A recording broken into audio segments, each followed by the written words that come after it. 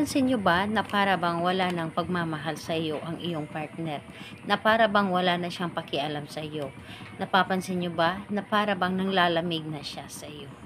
Hello mga guys, kumusta kayo? Panibagong araw, panibagong video na naman tayo. And sa araw na ito ay isa na namang video ang aking ituturo sa inyo ng simpleng gabay o simpleng pamamaraan na makakatulong sa atin. At bago ang lahat, gusto ko lang mag-disclaimer sa mga taong hindi naniniwala at hindi gusto ang mga kagaya nitong video. Please skip this video and maghanap kayo ng videos na gustong gusto nyo, dahil ang video na ito ay para lamang ito sa mga taong naniniwala and gusto mag-try.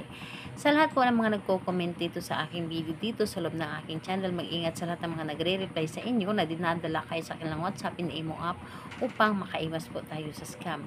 Ngayon po ituturo ko sa inyo paano manumbalik ang dati niyang pagmamahal, paano manumbalik ang init ng pagmamahal niya sa iyo.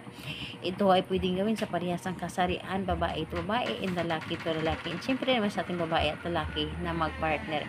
And pwede mo itong gawin kahit na kayo ay magkalapit at magka-LDR sa isa't isa. And dito po ay ituturo ko sa inyo paano manumbalik ang kanyang pagmamahal. So, kailangan natin dito ng isang maliit na pirasong papel. Kailangan din natin dito ng panulat. And sa panulat po, mas maganda na ang ating gagamitin ay pula. Pula po ang ating gagamitin dito dahil ito ay pag-ibig ang ating gagawan. And kung wala talaga kayo mahanap na pula, kahit anong kulay na lamang, pero mas maganda talaga na pula ang ating gagamitin dito. And yun lamang ang ating dapat na ihanda. And syempre, sa lagi kong sinasabi na kapag gagawa tayo ng isang bagay o ano man ang ating gagawin, dapat po ay buong ating loob sa paggawa nito. Tiwala at paniniwala dapat. And kapag ready ka na, pwede mo na itong simulan. So, ang gagawin mo lamang dito, napakadali lamang.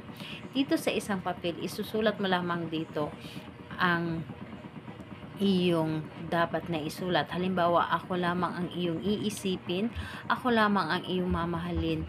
Wala kang ibang mamahalin, wala kang ibang or walang ibang makapagpasaya sa'yo kundi ako lamang. Hindi ako mawawaglit sa iyong isipan. So isulat mo dito lahat kung ano man yung dapat mong isulat dito. And kapag naisulat nyo dito sa papel ang iyong nais, dito sa baba isulat mo dito ang pangalan at apelyido niya ng inyong ginawan.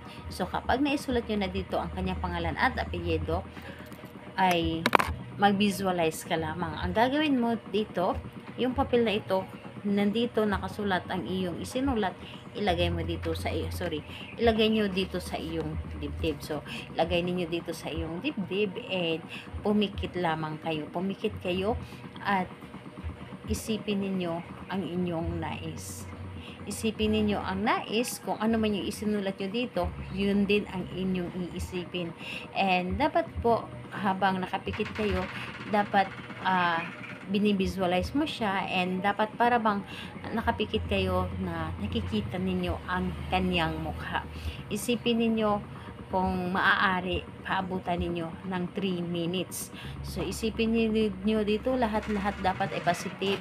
Yung isipin ninyo ang mangyayari na iisipin kanya, bumalik na ang dati niyang pagmamahal, yung init ng pagmamahal niya, sa'yo lamang siya magiging masaya. Lahat-lahat na ay isipin ninyo and positive dapat. And ayun po, kapag natapos yun na ito i-visualize, ang papel na ito, tutupiin ninyo ito ng papunta sa inyo, and dapat po ay yung pagkatupi ninyo naka-triangle, tulad po nito. Yung parang nagsishape siya ng heart.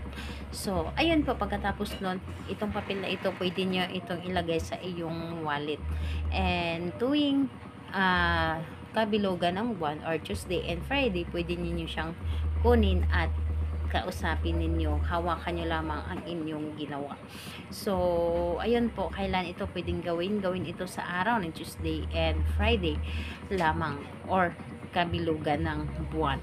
So, ayun po, ito ay gagawin ninyo na may buo ang tiwala. Salamat po sa inyo. Bye bye everyone. God bless us all.